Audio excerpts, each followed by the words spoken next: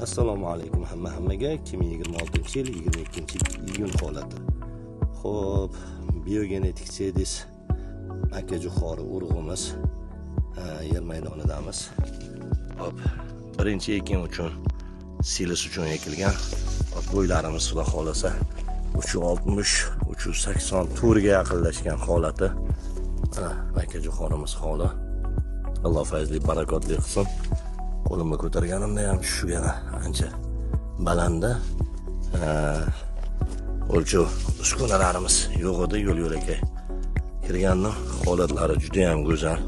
Hop, oralig'i ekilgan holi. Hop,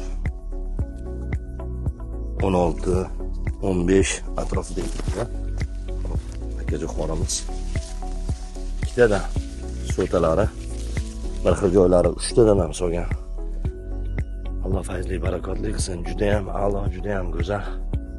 Alloh fayzli barakotli qilsin. Ikkinchi ekin uchun ham ekishyapti xudo xolasa. Ikkinchi ekin uchun iltimos qiluvdilar. O'zim yo'l-yo'lakay olib kelib berdim va bu holatga birinchi ekin uchun ham ekkanmiz dedilar. Holatlarni video qilib olay deb turib holatlarni video qo'yibman.